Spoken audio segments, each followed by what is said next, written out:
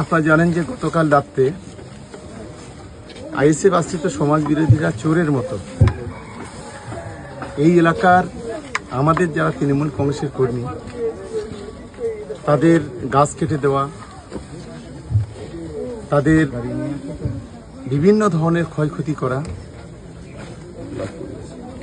আমাদের দলীয় যে পতাকা সেই পতাকাগুলোকে পুড়িয়ে দেওয়া, চোরের মতো রাতের অন্ধকারে এই কাজটা করেছে। আমরা তীব্র ধিক্কার জানাচ্ছি।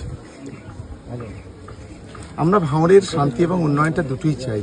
যারা এই এলাকায় গত 5 বছর ভোটে জিতে একটা কাজ করতে পারেনি, মানুষ যখন তাদের থেকে মুখ ফিরিয়ে নিচ্ছে, তখন আমরা দেখছি যে এরা রাতের অন্ধকারে গরিব মানুষের ক্ষতি করার চেষ্টা করছে।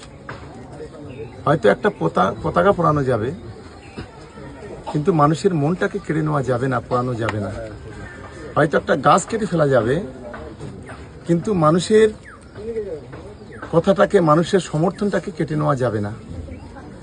তাই আমি যারা এই কাজ করেছে আমরা তীব্র নিন্দা করছি, ধিক্কার জানাচ্ছি।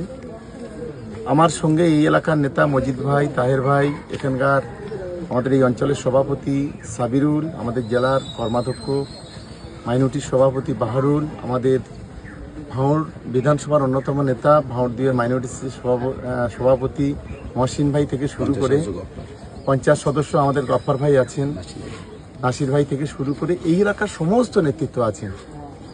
আমরা এই বিষয়ে তীব্র ধিক্কার জানাচ্ছি। আমরা ইতিমধ্যে প্রশাসনে কমপ্লেন করেছি। আমি অনুরোধ করব যে পুলিশ প্রশাসনকে অবিলম্বে তাদেরকে গ্রেপ্তার করা, তাদেরকে দৃষ্টান্তমূলক শাস্তির ব্যবস্থা করা। কারণ ওরা বুঝতে পেরেছে যে আগামীকাল আমাদের যে ভাঙড়ের যে সমাবেশ, সেই সমাবেশ সমস্ত স্বাধীনতার পর যত সমাবেশ হয়েছে ভাঙড়ে সমস্ত রেকর্ডটাকে ভেঙে দেবে। যার কারণে ওরা বিভিন্ন ধরনের অরাজকতা, বিশৃঙ্খলা তৈরি করতে চাইছে। আমি আশা করি এই এলাকার যারা গরিব মানুষ, যাদের একটা ক্ষতি হয়েছে, আমরা বলবো তাদের আমরা পাশে আছি। ক্ষতি আমরা দলের পক্ষ থেকে পূরণ করব এবং এই এলাকার সর্বস্তরের মানুষের কাছে আবেদন করব তারা যেন কেউ যেন আইন হাতে না তুলে নেয়।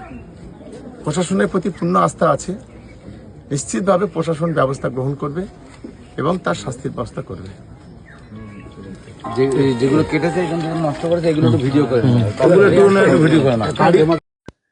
দাদা, সন্ধ্যায় ভাঙড় বিধানসভার হাতিশালাতে এক সাংবাদিককে মারধর করা হয় এবং সেইখানে আপনি উপস্থিত ছিলেন। বিরোধীদের অভিযোগ যে আপনাদের চক্রান্তটা হয়েছে। দেখুন, আমাদের ওখানে একটা ছোট্ট বৈঠক ছিল।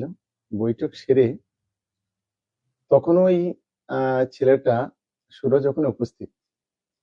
তারপর আমি ওখান থেকে রাস্তা পারে যখন গাড়িতে উঠেছি, হঠাৎ দেখেছি সুরজ পেছন থেকে বলছে আমাকে মেরেছে। আমি সঙ্গে সঙ্গে গাড়িতে নামলাম, নেমে যে মেরেছে তাকেও ডাকলাম। সে বললো দাদা 2-3 গা চট চাপড় মেরেছে। ওর হাতে আগে থেকে একটা ব্যান্ডেজ ছিল। আমি সেই ছেলেটাকে গালাগালি করে উল্টোপাল্টা কথাবার্তা বলে তাকে দিয়ে হাত ধরিয়ে ক্ষমা চেয়ে সেখানে তারপর আমরা ওখান থেকে চলে গেলাম। কিন্তু তারপর হঠাৎ দেখলাম এখানে আমাদের যারা বিরোধী দলগুলি আছে, তারা বিশেষ করে ভাঙড়ের যিনি বিধায়ক আছেন, তিনি যে কতটা মিথ্যা বলতে পারেন এটা একটা ছোট্ট উদাহরণ। এবং সুরজকে সে যখন তখনই সুস্থ ছিল, পরবর্তীকালে যাই হোক সে বললো আমি হসপিটালে যাব। আমাদের দলের কর্মী খয়রুলও সেখানে খবর পেয়ে সেখানে চলে গেল। আমি ওর সঙ্গেও কথা বললাম।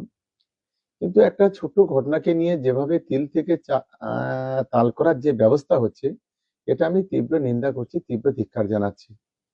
ঘটনাটা আমি যদি সেখানে প্রেজেন্ট যদি না থাকতাম তাহলে মনে করতাম অনেক বড় ঘটনা, কিন্তু একটা ছোট্ট ঘটনা নিয়ে এভাবে বড় করে দেখানো, এটা অত্যন্ত নিম্ন প্রকৃতির মানুষের কাজ বলে আমি অন্তত মনে করি। বিরোধীরা অভিযোগ করছে আপনার উপস্থিতিতে চক্রান্ত করে মারা হয়েছে এবং আজকে সাংবাদিকদের মাঝে কালকে ভাঙড়ের মানুষের মাঝে কি দোষ? সেখানে 50 জন মানুষ ছিল। আমি কখন ঘটনাটা ঘটেছে আমরা আদৌ জানি না। আমরা তখন গাড়িতে উঠে গেছি। যা ঘটনা ঘটেছে 1 মিনিটের মধ্যে ঘটেছে। মানে 50 ফুট গিয়ে গাড়ি উঠছি, এর মাঝখানে যা ঘটনা ঘটেছে, বিষয়টা তো সেখানে সমাধান হয়ে গেল। এইটা রেখে নিয়ে এত বাজার গরম করার কি দরকার ছিল? এটাই হচ্ছে আমার প্রশ্ন। শুধু এই ঘটনা নয়, ভাঙড়ের যে কোনো বিষয়কে কেন্দ্র করে একটা অংশের মানুষ আছে, তারা বিভিন্নভাবে এটাকে হাইলাইট করতে চায়, এটা অপপ্রচার করতে চায়। আমি ভাঙড়ের যারা শুভবুদ্ধি সম্পন্ন মানুষ, আমি তাদেরকে অনুরোধ করব, এই অপপ্রচারের বিরুদ্ধে সঠিক প্রচারটা মানুষের কাছে তুলে ধরা, এটা আমাদের প্রত্যেকের কর্তব্য।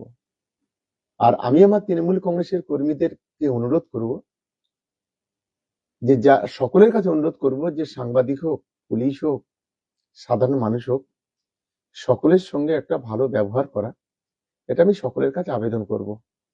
এবং পাশাপাশি যারা এই অপপ্রচারে লিপ্ত থাকে তাদেরকেও একটু সংযত থাকার আবেদন করব। কারণ ভাঙড়ের শান্তি প্রতিষ্ঠা করার দায়িত্ব শুধুমাত্র আমাদের নয়, এটা ভাঙড়বাসীর বা ভাঙড়ের বিভিন্ন ধরনের যারা জার্নালিস্ট বলুন, পুলিশ বলুন, সমাজের বিশিষ্ট ব্যক্তিরা বলুন, তাদের প্রত্যেকের দায়িত্ব আছে বলে আমি অন্তত ব্যক্তিগতভাবে মনে করি। আপনাদের দলের নেতা হাকিমুল ইসলাম রীতিমতো আপনাদের বিরুদ্ধে কথা বলছেন এই বিষয়ে। আমাদের দলের সঙ্গে যার কোনো সম্পর্ক নেই, সে আমাদের দলের কোনো নেতা হতে পারে না। কিসের নেতা সে? কিসের নেতা?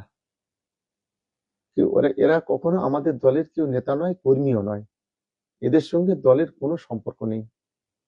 ভাঙড় বিধানসভা তৃণমূল কংগ্রেস যারা 2024 সালে যারা পেটে কাপড় বেঁধে লড়াই করেছে, তৃণমূল কংগ্রেসকে জয়ী করেছে, মমতা বন্দ্যোপাধ্যায়, অভিষেক বন্দ্যোপাধ্যায় আশীর্বাদে, আবার সেই তৃণমূল কংগ্রেসের কর্মীরা আবার রাস্তায় নেমেছে 2026কে সামনে রেখে। আগামী 23 তারিখ, কাল বাদে পরশু দিন, কাল মানে আগামী কাল বলবো, আগামী কালই রবিবার আমাদের সমাবেশ আছে কাঠাডাঙ্গাতে। আমি ভাঙড়ের সর্বস্তরে তৃণমূল কংগ্রেসের কর্মী সমর্থক যারা আছে, শুভবুদ্ধি সম্পন্ন মানুষ যারা আছে, তাদেরকে সমাবেশে আসার জন্য আহ্বান করব। আমি নিশ্চিতভাবে মনে করি যে একটা ঐতিহাসিক যুব সমাবেশ আমরা ভাঙড়ের মাটিতে তুলে ধরতে পারবো, এটা আমাদের আত্মবিশ্বাস।